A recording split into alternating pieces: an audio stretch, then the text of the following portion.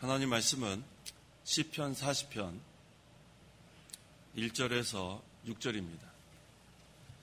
시편 40편 1절부터 제가 봉독하겠습니다.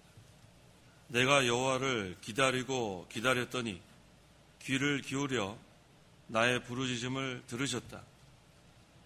여호와께서 나를 파멸의 웅덩이와 진흙수렁에서 끌어올리시고 내 발을 반석 위에 두어 내 걸음을 견고하게 하셨다. 주께서 새 노래 곧 우리 하나님께 올릴 찬송을 내 입에 두셨으니 많은 사람이 보고 두려워하며 여호와를 신뢰할 것이다. 복 있는 사람은 여호와를 신뢰하고 교만한 자나 거짓에 치우친 자를 돌아보지 않는다.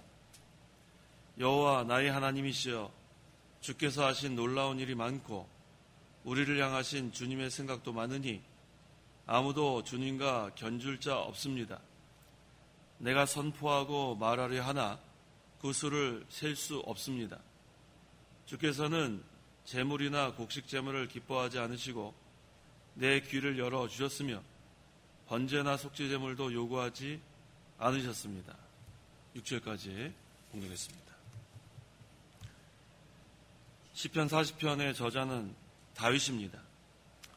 다윗이 3절 상반절에 주께서 새 노래 곧 우리 하나님께 올릴 찬송을 내 입에 두셨으니 라고 했습니다. 이 말씀을 근거로 이 시간 증거의 말씀의 제목은 새 노래로 하나님을 찬송하라, 새 노래로 하나님을 찬송하라 라는 제목으로 말씀 증거하겠습니다.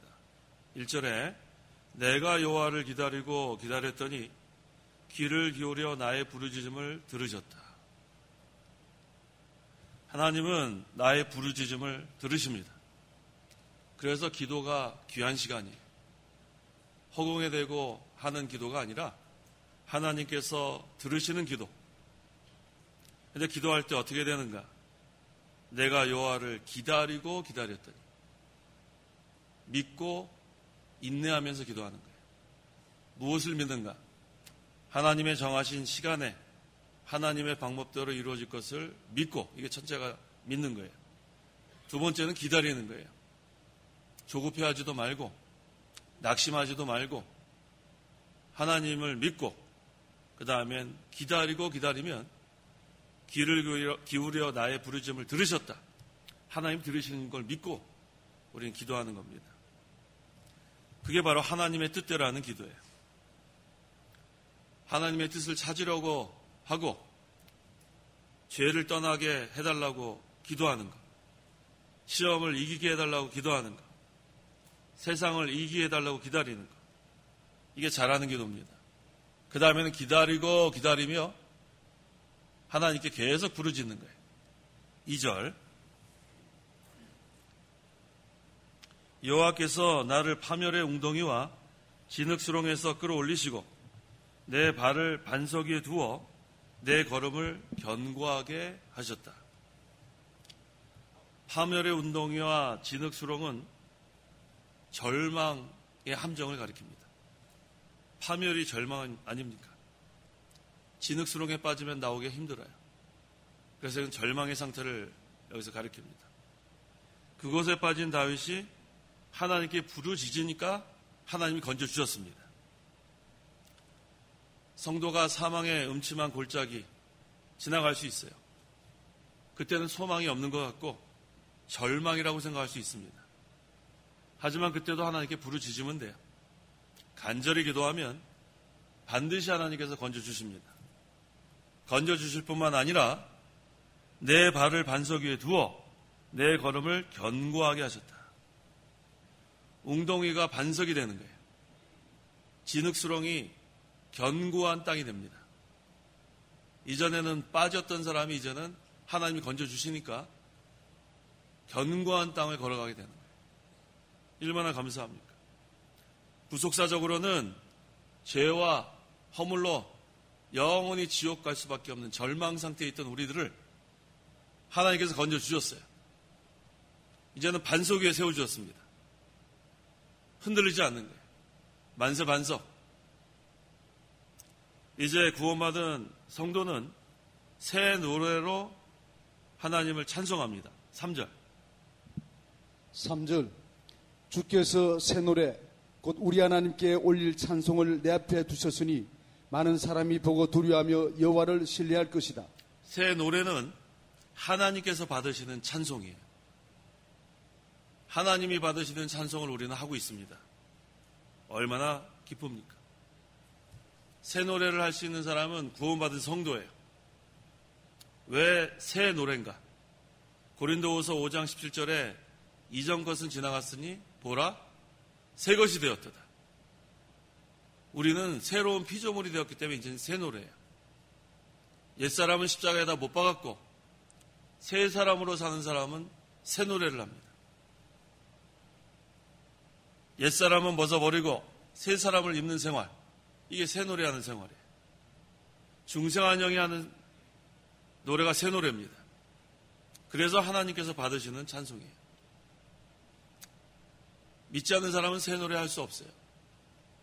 세상 노래만 할 수 있어요.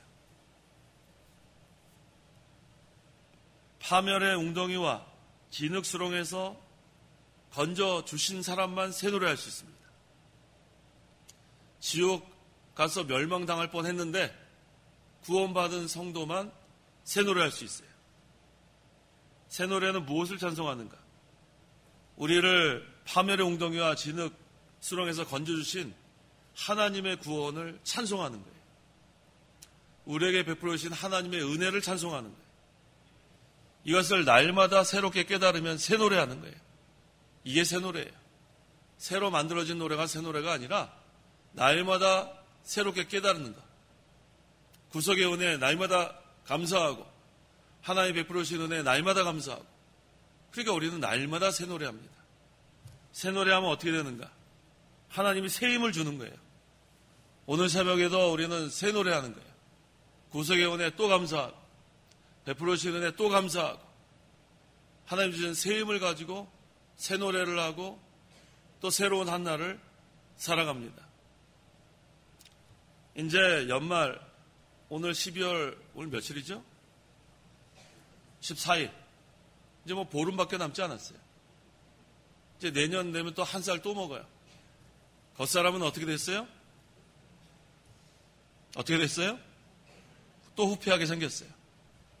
하지만 그 다음에 뭐예요? 속사람은 날로 새롭도다. 그래서 우리는 새해를 맞는 거예요. 새해. 새로운 날, 그 다음 새로운 해를 또 맞는 거예요. 그러면 또 우리는 새 노래를 또 하는 거고 또 새 사람을 입는 거고, 이게 바로 새 노래하는 성도의 복입니다. 많은 사람이 보고 두려워하며 여호와를 신뢰할 것이다. 파멸의 웅덩이와 진흙수렁에서 허우적거렸던 다윗을 하나님이 건져주시니까 이제는 많은 사람들이 두려워하는 거예요. 그것을 보고 다윗과 함께 하시는 하나님을 보고 두려워합니다. 그 다음에 다윗을 통해 역사하신 하나님을 보고 여호와를 신뢰하게 되는 거예요. 이게 참 중요합니다. 우리가 환난을 당한다고 낙심하지 마세요. 환난 가운데 역사하시는 하나님의 역사하심을 보고 많은 사람이 두려워하고 또 많은 사람들이 여호와를 신뢰하는 날이 옵니다. 4절, 복 있는 사람은 여호와를 신뢰하고 교만한 자나 거짓에 치우친 자를 돌아보지 않는다. 복 있는 사람이 어떤 사람이에요? 여호와를 신뢰하는 사람이에요. 복 있는 사람은 여호와를 신뢰하는 사람. 우리나라 돈에는 글자가 안 써 있죠? 우리나라 돈 우리 안 읽어봤죠, 거기? 잘 모르겠어요. 근데 미국 그 달러에 이렇게 보면은 밑에 뭐라고 써 있는지 아세요? 이런 동전 같은 데도 밑에 써 있는지 아세요? 달러 나중에 한번 보세요. Trust in God 그렇게 써 있어요. Trust in God. 그게 무슨 뜻이냐면 하나님을 신뢰하라, 그런 뜻이에요. 미국 돈에 그렇게 써 있어요. 돈을 신뢰하는 게 아니고 하나님을 신뢰하는 거예요. 미국이 왜 그렇게 밑에 써 있냐면 청교도 신앙으로 세워진 나라가 미국이에요. 오늘날은 많이 타락하고 잘못된 일도 많이 하지만 이 미국이 세워진 그 기초가 청교도 신앙이에요. 그러니까 돈에도 뭐가 써 있냐면 Trust in God, 하나님을 신뢰하라, 여호와를 신뢰하라. 그 정신이 회복돼야 미국도 바로 설 수 있는 거예요. 우리 믿는 성도는 항상 Trust in God이에요. 하나님을 신뢰하라. 하나님을 신뢰하면 어떻게 되는가? 예레미야 17장 7절 8절.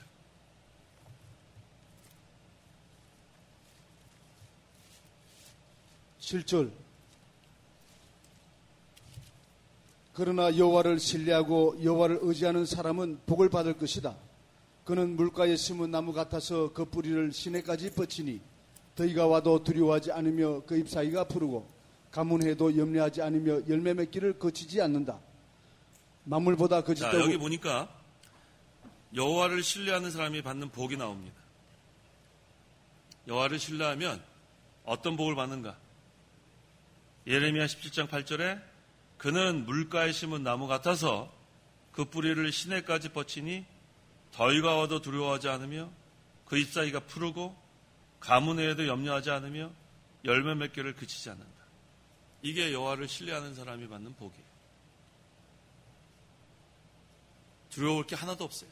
추워도 두렵지 않고 더워도 두렵지 않고 가뭄이 와도 두렵지 않고 지진이 나도 두렵지 않고 전쟁이 나도 두렵지 않고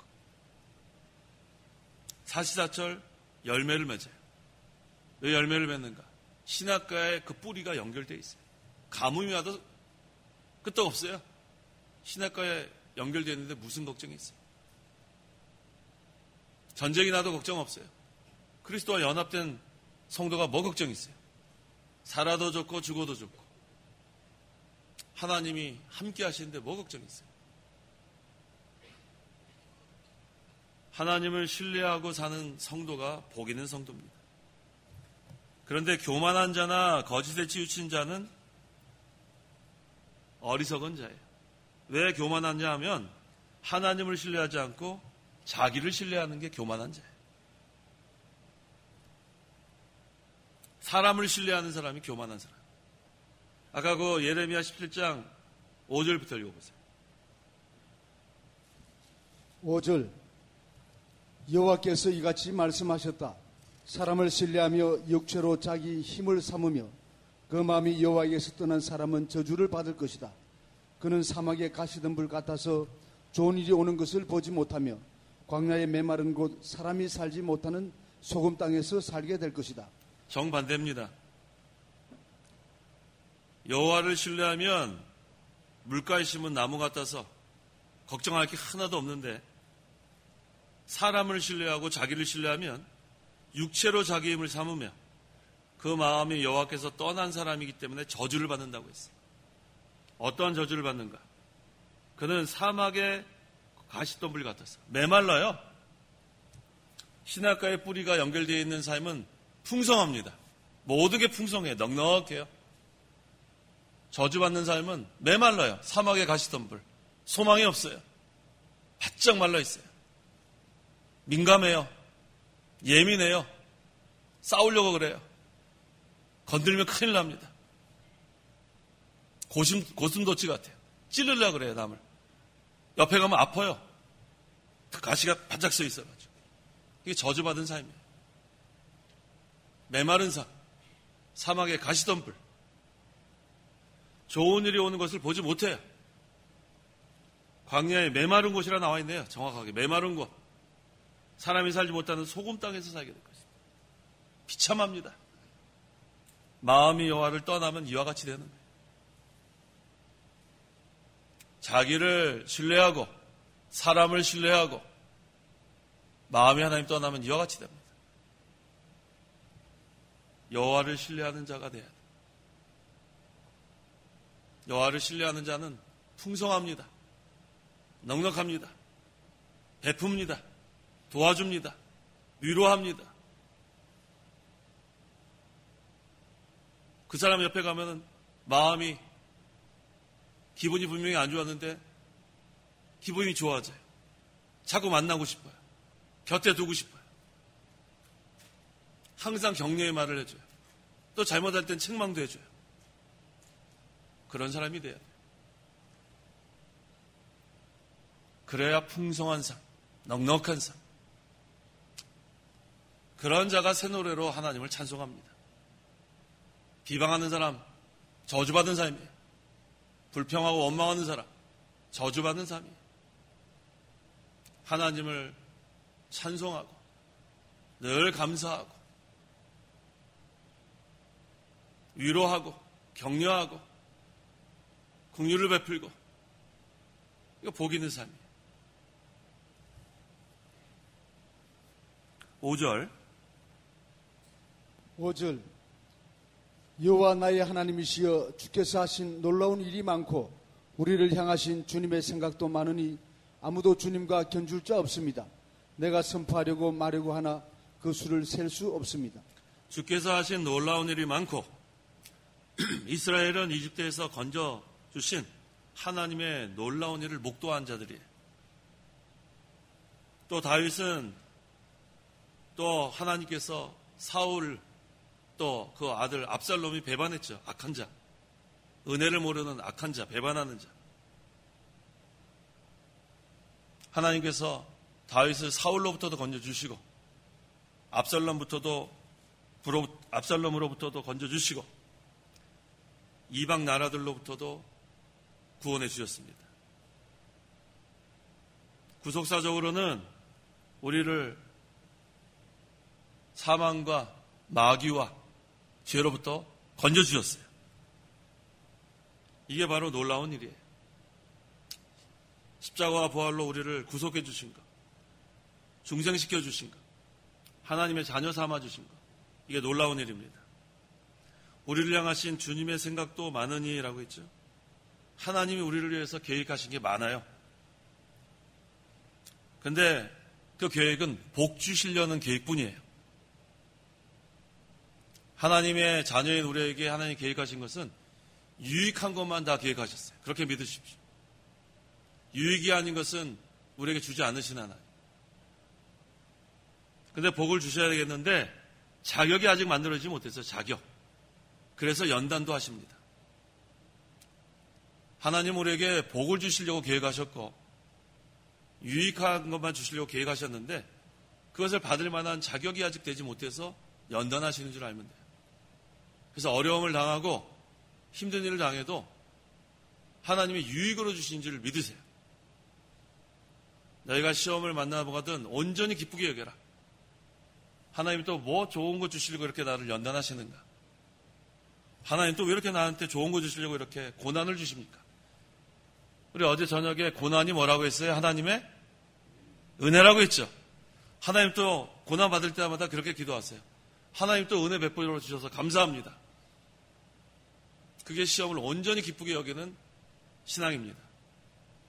어려움을 당해도 감사, 슬픈 일을 당해도 감사, 고난을 당해도 감사.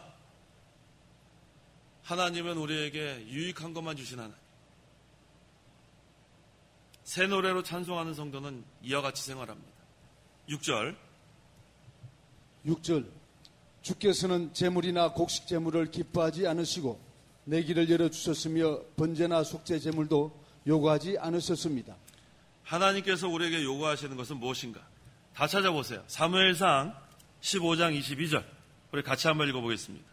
사무엘상 15장 22절 다 찾으세요. 하나님께서 우리에게 요구하시는 것은 제물이나 곡식 제물 그런 거 아니라고 했죠? 수장의 기름 뭐 이런 거 아니에요. 뭘 요구하시는가 보세요. 사무엘상 15장 22절 같이 한번 읽어보겠습니다. 시작. 사무엘이 말했다.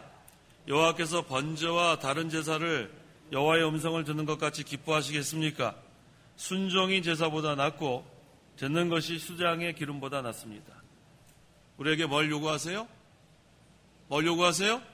순종이에요. 순종. 다른 거 없어요. 하나님이 우리에게 요구하시는 것은 순종입니다.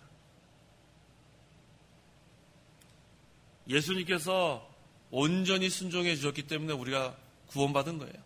온전한 순종. 중간에 불순종하다가 또 순종하다가 그게 아니에요. 온전한 순종. 그래서 믿음은 무엇인가?